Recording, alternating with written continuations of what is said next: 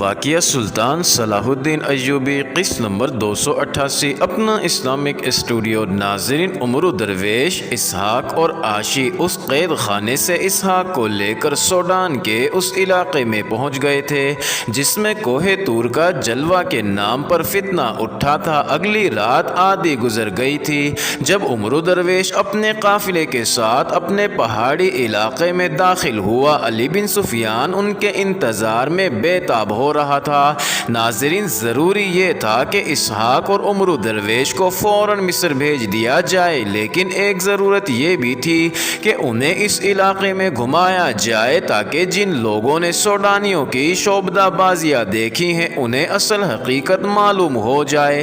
البتہ فوری طور پر یہ انتظام کر دیا گیا کہ کچھ آدمیوں کو دیکھ بھال کے لیے مقرر کر دیا تاکہ سوڈانی فوج حملہ کرے تو قبل از وقت اطلاع مل جائے۔ ناظرین، دوسری ضرورت یہ تھی کہ مصری فوج کے کچھ اور چھاپا مار اس علاقے میں بلا لیے جائیں جو سوڈانی فوج کے حملے کی صورت میں عقب سے شبخون مارے اور فوج کو اس علاقے سے دور رکھیں۔ اپنا اسلامک اسٹوڈیو کے معزز ناظرین، آپ یہ بات ذہن نشین کر لیں کہ یہ سوڈان کا وہ علاقہ ہے جس میں کوہ طور کے جلوے کے نام پر فتنہ اٹھایا گیا تھا۔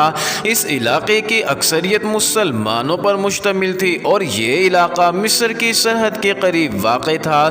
اس لیے انٹیلیجنس چیف علی بن سفیان کو یہ فکر لاحق تھی کہ یہ چند ہزار سوڈانی لوگ جو مسلمان ہوئے ہیں کہیں یہ دوبارہ کافر نہ ہو جائیں، لیکن یہ بات بھی یاد رہے کہ یہاں حکومت غیر مسلموں کی تھی۔ معزز ناظرین، اس طرح عمرو درویش، علی بن سفیان اور اس کے چھاپا ماروں نے وہ مارکا جیت لیا، اور یہ دلچسپ اور پراسرار مارکا کمانڈروں، بادشاہوں اور قوم کی نظروں سے اوجھل رہ کر لڑا گیا تھا۔ یہ ایک انفرادی جنگ تھی جو ایمان اور قومی جذبے کی قوت سے لڑی گئی تھی۔ سلطان صلاح الدین ایوبی نے اس درپردہ جنگ پر ہمیشہ توجہ مرکوز رکھی تھی کیونکہ اس کا انٹیلیجنس کا نظام بہت ہوشیار تھا اور اس نظام کو چلانے والے بے تاج بادشاہ کا نام انٹیلیجنس چیف علی بن سفیان تھا۔ اس وقت جب سوڈانی مسلمانوں نے یہ مارکا جیت لیا تھا،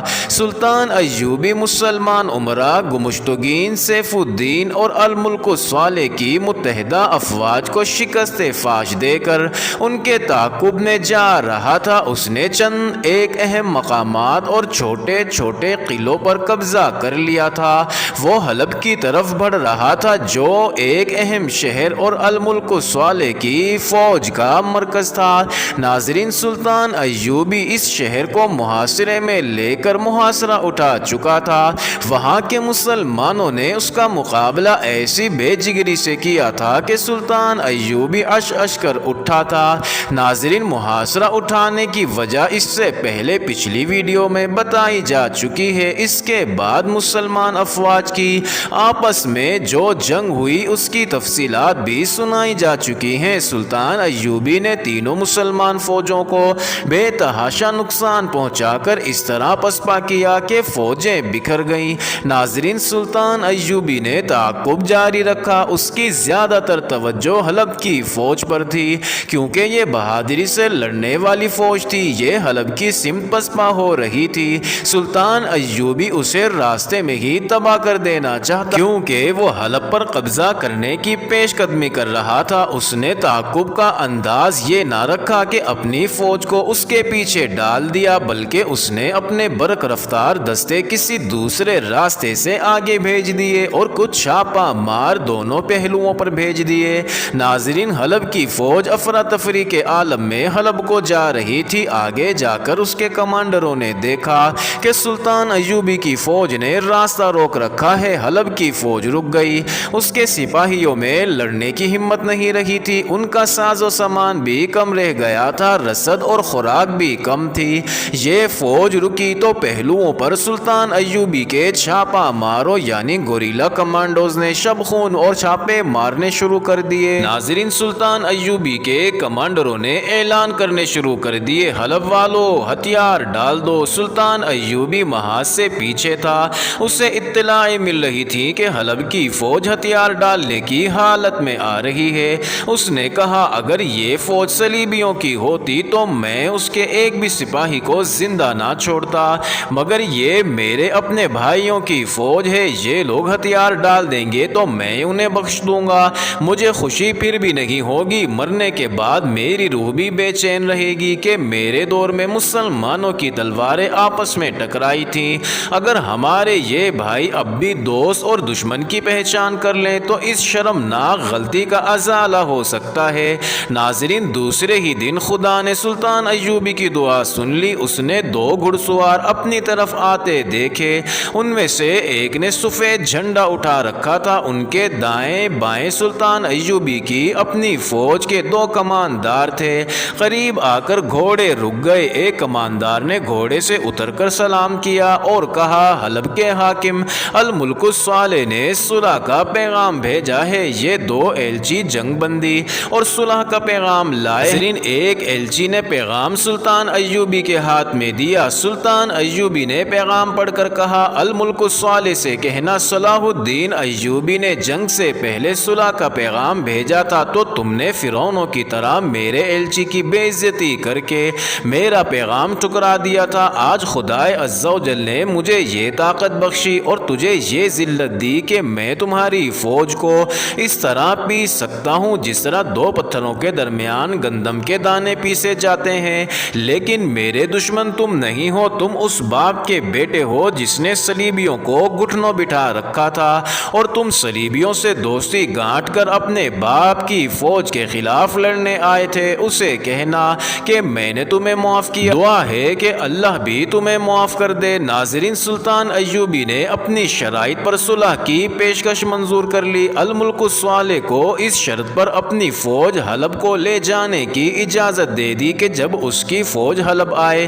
تو حلب کی فوج کوئی مزاحمت نہ کرے۔ ناظرین، ایک اور دلچسپ واقعہ ہوا۔ الملک الصالح اپنی فوج نکال کر لے گیا۔ سیف الدین بھی پسپا ہو کر موصل چلا گیا تھا اور گمشتگین نے اپنے قلعے حران میں جانے کی بجائے حلب کا رخ کیا۔ سلطان ایوبی اپنی فوج کو اور آگے لے گیا اور ایک مقام ترکمان کو عارضی کیمپ بنا لیا۔ ناظرین، ایک روز حلب کا ایک قاصد اس کے پاس آیا اور الملک الصالح کا ایک پیغام سلطان ایوبی کو دیا۔ سلطان ایوبی نے پیغام کھول کر پڑھا تو چونک اٹھا، لیکن یہ پیغام اس کے نام نہیں بلکہ سیف الدین کے نام تھا۔ الملک الصالح نے سیف الدین کو لکھا تھا کہ آپ کا خط مل گیا ہے جس میں آپ نے اس پر خفگی کا اظہار کیا ہے کہ میں نے صلاح الدین ایوبی کے آگے ہتھیار ڈال کر صلح کر لی ہے۔ بے شک میں نے ایسا ہی کیا ہے، لیکن میرے لیے اور کوئی راستہ نہ تھا۔ میری فوج اس کی فوج کے گھیرے میں آ گئی تھی، میرے سپاہی تھکے ہوئے، ڈرے ہوئے اور زخمی تھے۔ میرے سالاروں نے مجھے مشورہ دیا کہ صلاح الدین ایوبی کو صلح کا دھوکہ دیا جائے اور اپنی فوج کو اس کے چنگل سے نکالا جائے۔ میں نے یہی بہتر جانا اور صلاح الدین ایوبی کو صلح کا پیغام دے دیا۔ محترم غازی سیف الدین، آپ مطمئن رہیں، میں نے وقت حاصل کرنے کے لیے صلح کی ہے، ورنہ میرے پاس آج ایک بھی سپاہی نہ ہوتا۔ میں اب حلب میں اپنی فوج کی تنظیم نو کرا رہا ہوں، نئی بھرتی شروع کرا دی ہے۔ میں نے صلاح الدین ایوبی کی یہ شرط تسلیم کر لی ہے کہ اس کی فوج جب حلب میں آئے گی تو ہماری فوج مزاحمت نہیں کرے گی، لیکن وہ جب یہاں آئے گا تو اس کی فوج کو ایسی مزاحمت ملے گی جو اس کے تصور میں بھی نہیں آ سکتی۔ آپ اپنی فوج کو اثر نو تیار کر لیں، ہمیں صلاح الدین ایوبی کے خلاف لڑنا اور اس کی طاقت کو ختم کرنا ہے۔ ناظرین، اس پیغام میں اور بھی بہت کچھ لکھا تھا۔ ناظرین، مورخوں نے اس پر اتفاق کیا ہے کہ الملک الصالح نے سلطان ایوبی کو صلح کا دھوکہ دیا تھا، اور اس پر بھی کہ الملک الصالح نے سیف الدین کے خط کے جواب میں جو خط لکھا غلطی سے سلطان ایوبی کو مل گیا تھا، یا یہ کہ یہ قاصد سلطان ایوبی کا جاسوس تھا۔ یورپی مورخوں نے لکھا ہے کہ یہ قاصد کی غلطی تھی۔ دو نے لکھا ہے کہ پیغام سرب و مہر کیا گیا تو باہر غلطی سے سلطان ایوبی کا نام لکھ دیا گیا تھا۔ مسلمان مورخوں، جن میں سراج الدین خاص طور پر قابل ذکر ہے، لکھتا ہے کہ سلطان ایوبی کا نظام جاسوسی ایسا با کمال تھا کہ الملک الصالح کا قاصد اس کا جاسوس تھا۔ وہ الملک الصالح کا اتنا اہم پیغام سلطان ایوبی کے پاس لے آیا؟ ناظرین، قاضی بہاؤالدین شداد نے اپنی یادداشتوں میں لکھا ہے کہ اس پیغام نے سلطان ایوبی کو اس قدر پریشان کیا کہ کئی گھنٹے اس نے کسی کے ساتھ بات بھی نہیں کی، خیمے میں اکیلا پڑا رہا۔ البتہ اسے یہ بھی خوشی ضرور ہوئی کہ اسے دشمن کے عزائم کا علم ہو گیا۔ اس نے حکم دیا کہ الجزیرہ، دیار اور بقر سے فوراً لوگوں کو بھرتی کیا جائے۔ اس نے اپنے مسلمان بھائیوں کے خلاف ایک اور خون ریز جنگ کی تیاریاں شروع کر دیں۔ اپنا اسلامک اسٹوڈیو کے معزز ناظرین، اب اسحاق، عاشی اور عمرو درویش والا واقعہ اختتام کو پہنچا۔ کوہ طور کے جلوے کے نام پر دکھایا جانے والا فتنہ بھی انٹیلیجنس چیف علی بن سفیان نے غرق کر دیا۔ معزز ناظرین، اب ہم آپ کو پھر سے وہاں لے چلتے ہیں جب سلطان صلاح الدین ایوبی نے الملک الصالح امیر سیف الدین کو ذلت امیز شکست سے دوچار کیا تھا۔ یہ واقعہ اپریل 1175 رمضان المبارک سن 570 ہجری کا ہے، جب تین مسلمان حکمران نور الدین زنگی کا بیٹا الملک الصالح گمشتگین اور سیف الدین غازی سلطان صلاح الدین ایوبی کے مقابلے میں آئے تھے۔ ان کی پشت پناہی صلیبی کر رہے تھے۔ ناظرین، صلیبیوں نے انہیں گھوڑے، اونٹ، آتش گیر سیال کے مٹکے اور دیگر اسلحہ دیا تھا۔ صلیبیوں نے ضروری نہیں سمجھا تھا کہ وہ سلطان ایوبی کو میدان جنگ میں ہی شکست دیں۔ اصل مقصد شکست دینا اور سرزمین عرب پر قبضہ کر کے اسلام کو ختم کرنا تھا۔ فلسطین صلیبیوں کے قبضے میں تھا۔ انہوں نے مسلمانوں کی دو تین کمزوریاں بھانپ لی تھی۔ یہ تھی اقتدار کی ہوس، زر، زن اور عیش پرستی۔ ناظرین، صلیبی یورپ سے یہ توقع لے کر آئے تھے کہ وہ اپنے برتر اسلحہ، فوجوں کی افراد اور بحری جنگی قوت سے مسلمانوں کو تھوڑے سے عرصے میں ختم کر کے قبلہ اول اور خانہ کعبہ پر قابض ہو جائیں گے اور اسلام کا خاتمہ کر دیا جائے گا۔ ناظرین، مذہب کوئی درخت نہیں جسے جڑوں سے کاٹ دیا جائے تو سوکھ کر ختم ہو جائے گا۔ مذہب کسی ایک کتاب یا کتابوں کے انبار کا نام نہیں جسے جلا دیا جائے تو مذہب جل کر راکھ ہو جائے گا۔ مذہب عقائد اور نظریات کا نام ہے جو انسان کے ذہن و دل میں محفوظ ہوتے ہیں اور انسان کو اپنا پابند کیے رکھتے ہیں۔ انسانوں کو قتل کر دینے سے عقائد اور نظریات ختم نہیں ہو جاتے۔ کسی مذہب کو ختم کرنے کا ذریعہ صرف یہ ہے کہ ذہنوں اور دلوں میں تعیش پسندی اور لذت پرستی ڈال دی جائے۔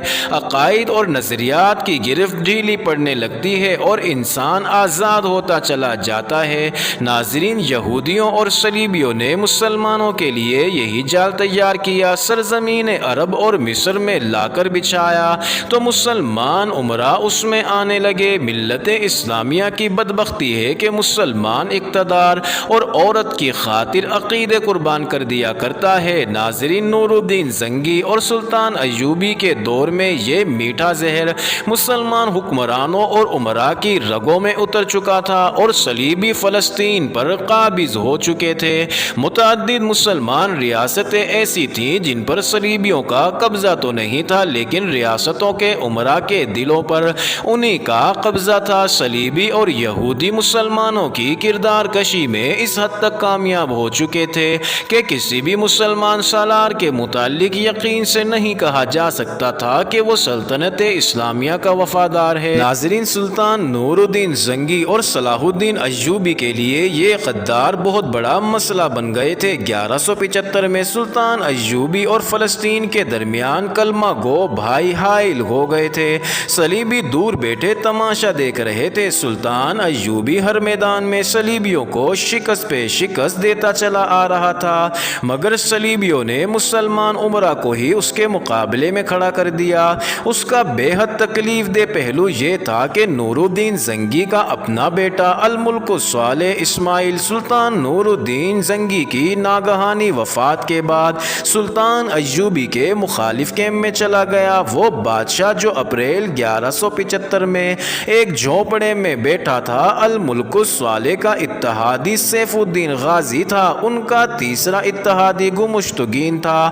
اپنا اسلامک اسٹوڈیو کے معزز ناظرین، آپ اس مارکے کی تفصیل پچھلی تمام ویڈیوز میں سن ہی چکے ہیں، جس میں سلطان ایوبی نے ان تینوں کی متحدہ فوج کو ایسی شرمناک شکست دی تھی کہ تینوں اپنی اپنی فوج کے مرکز ہیڈ کوارٹرز کے خیمے ساز و سامان سمیت چھوڑ کر بھاگ گئے تھے۔ ان کے جو جنگی قیدی سلطان ایوبی کی فوج نے پکڑے تھے انہیں مسلمان سمجھ کر رہا کر دیا گیا تھا۔ یہ سلطان ایوبی کی قوم پرستی اور کشادہ ظرفی تھی جو اسے مہنگی پڑی۔ یہ قیدی واپس گئے تو انہیں فوج میں لے کر چند دنوں میں بکھری ہوئی فوجیں منظم کر لی گئیں۔ یہ تو چند دنوں کی بات ہے۔ ناظرین، میدان جنگ سے الملک الصالح سیف الدین غازی اور گمشتگین کا بھاگنا بڑا عجیب تھا۔ انہیں ایک دوسرے کا ہوش نہیں تھا۔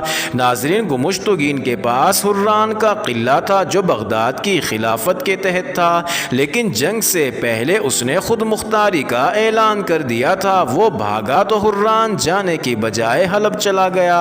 ناظرین، جسے الملک الصالح نے اپنا دارالخلافہ بنا رکھا تھا وہ اس خوف سے حران نہیں گیا تھا کہ سلطان ایوبی تعاقب میں آ کر اسے پکڑ لے گا۔ ناظرین، سیف الدین ایک اور شہر موصل اور اس کے مضافات کا حکمران امیر تھا۔ وہ حکمران ہی نہیں، سالار بھی تھا۔ میدان جنگ کے داؤ پیچ سے واقف تھا، جنگجو تھا۔ اس نے اپنا ایمان بیچ ڈالا تھا، وہ ایمان جو مومن کی تلوار بھی ہوتا ہے، ڈھال بھی۔ ناظرین، وہ میدان جنگ میں بھی حرم کی چیدہ چیدہ لڑکیوں اور ناچنے والیوں کو ساتھ لے گیا تھا۔ شراب کے مٹکوں کے علاوہ خوبصورت پرندے بھی اس کے ساتھ تھے۔ وہ عیش و عشرت کا یہ سارا سامان وہیں چھوڑ کر بھاگا تھا۔ ناظرین، اس کے ساتھ بھاگنے والوں میں اس کا نائب سالار اور ایک کماندار بھی تھا۔ اسے موصل جانا تھا، لیکن سلطان ایوبی کے چھاپا مار یعنی گوریلا کمانڈوز دشمن کے عقب میں چلے گئے تھے۔ انہوں نے دشمن کی بکھری ہوئی فوج کے لیے پسپائی محال کر دی تھی۔ سیف الدین اور اس کے دونوں ساتھیوں نے شاید چھاپا ماروں کی کوئی پارٹی دیکھ لی تھی، جس سے بچنے کے لیے وہ موصل کے راستے سے بھٹک گئے۔ یہ علاقہ اس دور میں عجیب تھا، ریگستان بھی تھا، چٹانی بھی اور کہیں سرسبز بھی۔ وہاں انہیں چھپنے کی جگہیں ملتی رہیں۔ وہ موصل سے تھوڑی ہی دور تھے۔ ناظرین، رات گہری ہو گئی تھی۔ انہیں چاندنی رات میں کچھ مکان نظر آئے۔ سیف الدین نے پہلے ہی مکان کے دروازے پر دستک دی۔ ایک سفید ریش بوڑھا باہر آیا۔ اس کے سامنے 3 گھڑ سوار کھڑے تھے جو اس قدر بری طرح ہانپ رہے تھے کہ بوڑھے نے پوچھا، معلوم ہوتا ہے تم بھی موصل کی فوج کے سپاہی ہو اور بھاگ کر آئے ہو۔ میں 2 دنوں سے سپاہیوں کو گزرتے دیکھ رہا ہوں۔ وہ پانی پینے کے لیے رکتے ہیں اور موصل کو چلے جاتے ہیں۔ یہاں سے موصل کتنی دور ہے؟ سیف الدین نے پوچھا۔ اگر تمہارے گھوڑوں میں دم ہے تو شہری تک پہنچ سکتے ہو، بوڑھے نے کہا۔ یہ گاؤں موصل کا ہی ہے، اگر تمہارے پاس جگہ ہو تو کیا ہم رات تمہارے ہاں گزار سکتے ہیں؟ سیف الدین نے پوچھا۔ جگہ دل میں ہوا کرتی ہے، بوڑھے نے جواب دیا۔ گھوڑوں سے اترو اور اندر چلو۔ ناظرین، ایک کمرے میں تینوں مشعل کی روشنی میں بیٹھے تو بوڑھے نے ان کے لباس غور سے دیکھے۔ ہمیں پہچاننے کی کوشش کر رہے ہو؟ سیف الدین نے مسکرا کر پوچھا۔ میں دیکھتا ہوں کہ تم سپاہی نہیں ہو، بوڑھے نے کہا۔ تمہارا رتبہ سالاری تک ہو سکتا ہے۔ یہ والی موصل سیف الدین غازی ہیں، نائب سالار نے کہا۔ تم نے کسی معمولی آدمی کو پناہ نہیں دی، تمہیں اس کا انعام ملے گا۔ میں نائب سالار ہوں اور یہ کماندار ہیں۔ ایک بات غور سے سن لو میرے بزرگ، سیف الدین نے کہا۔ ہو سکتا ہے ہمیں تمہارے گھر زیادہ دن رکنا پڑے، ہم دن کے وقت باہر نہیں نکلیں گے، کسی کو پتہ نہ چلے کہ ہم یہاں ہیں۔ اگر کسی کو پتہ چل گیا تو تمہیں سزا ملے گی، اور اگر تم نے یہ راز چھپائے رکھا تو انعام ملے گا، جو مانگو گے وہ ملے گا۔ میں نے والی موصل کو پناہ نہیں دی، بوڑھے نے کہا۔ آپ بھولے بھٹکے مصیبت کے مارے میرے ہاں آئے ہیں، جتنے دن رہیں گے خدمت کروں گا۔ اگر آپ چھپ کر رہنے کی خواہش مند ہیں تو چھپائے رکھوں گا، اور مجھے آپ کے ساتھ اس لیے بھی دلچسپی ہے کہ میرا بیٹا آپ کی فوج میں سپاہی، اگر آپ اسے فوج سے سبق دوش کر دیں تو میرے لیے یہ بہت بڑا انعام ہوگا۔ بوڑھے نے کہا۔ ہاں، سیف الدین نے کہا، ہم اسے فوج سے سبق دوش کر دیں گے۔ ہر باپ کی خواہش ہوتی ہے کہ اس کا بیٹا زندہ رہے۔ میں نے اس کی زندگی کی آرزو کبھی نہیں کی، بوڑھے نے کہا۔